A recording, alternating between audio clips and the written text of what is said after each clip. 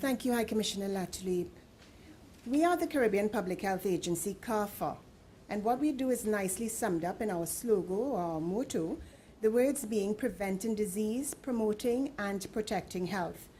I now invite the Executive Director of CARPHA, Dr. C. James Hospedales, to tell you how this facility upgrade will bring significant health benefits to all of the peoples of the region. Dr. Hospedales.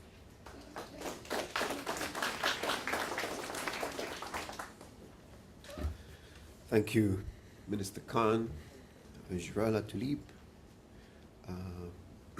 members of our staff, EU, UK that are here. Good morning to everyone.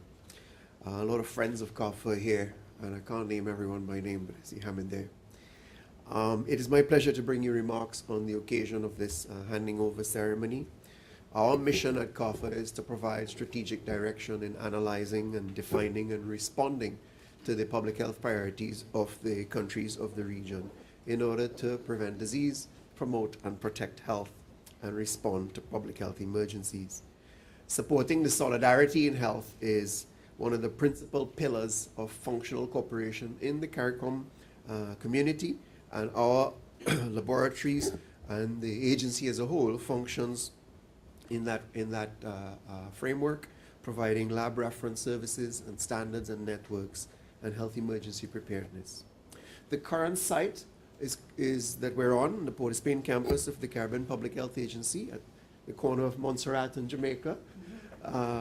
It's funny that our first chairman of the board was from Jamaica, Minister Fenton Ferguson, and the agency is on 16 Jamaica Boulevard.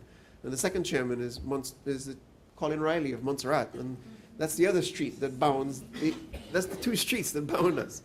What are the odds? The labs here have been housed since 1961 when the Trinidad Regional Virus Lab was set up, so that's more than 50 years. Did you know that these facilities here have discovered more than 20 viruses that were not known to science before? Did you know that that's documented in the Hunt for Caribbean Viruses? Did you know that these were the labs that led the charge that we were the first region in the world to eliminate measles in 1991? In 92 and in 93, we had friends and colleagues from the CDC and from Europe and France and England coming to say, how did you do it? And that led to the Americas eliminating measles, and now the world has a glimpse that maybe it can do it. Did you know that this was the labs that supported the massive scale up for the HIV epidemic that we had in this region? I say almost had because we've largely gotten on top of it. So a lot of the progress that was made then was made on these labs. So that really underscores the integral role, has been said, of how labs support disease prevention and control. This facility will allow us to strengthen our regional approach in meeting the international health regulations, which Dr. Gabriel touched on. This facility will also assist in meeting the requirements for the UN Security Council 1540 resolution on deliberate use of nuclear, chemical, or biological. And it will strengthen CARPHA as a partner with the Pan American Health and World Health Organizations. This is a strategic public health resource for the Americas and for the world. As His Excellency Monsieur Latulip noted in his remarks, global travel is routine and disease knows no boundaries. So in addition to the resident Caribbean population, we have 25 million stayover arrivals and 24 million cruise arrivals last year. So that's many more people that actually live here. And that's why we're entering partnership with the Caribbean Tourism Organization to strengthen health, safety, and environment conditions in the industry. The movement of international travelers for tourism or for migration or political means, as well as the increased global food trade, can facilitate disease outbreaks among countries. And having the capacity to rapidly detect, diagnose, and respond helps to safeguard our economies.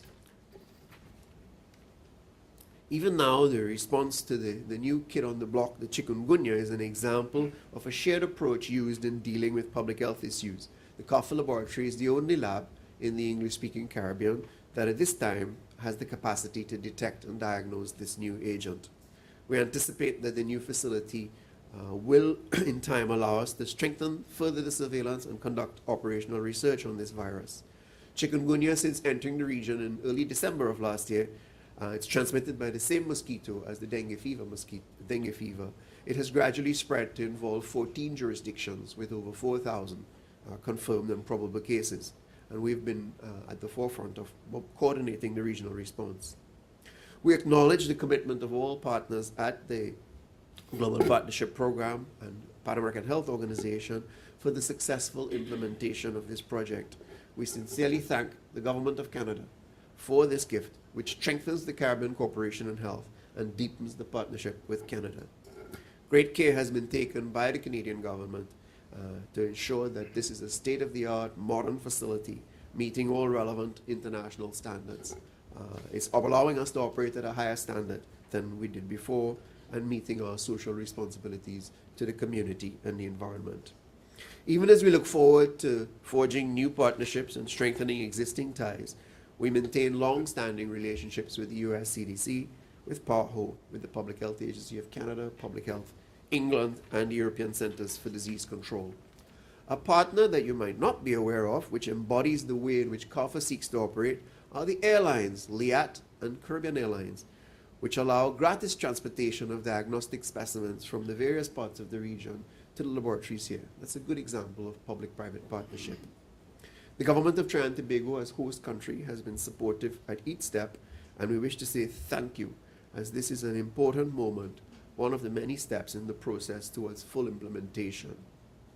And I would like to thank our staff who have worked hard on this. We've had Dr. Gutierrez, our new lab director, Sasha, not sure where you are, but there you are, and others who have worked on this. We have a highly trained, highly motivated staff and that serve you in the region. So in conclusion, I wish to welcome you to this symbolic event in the official handing over of the Biosafety Level 3 lab, which allows us to enhance existing capacity to serve Trinidad and Tobago and the other countries of the region, to be able to respond in a quick and effective manner, save lives and safeguard our economy, safeguard our development. Thank you very much.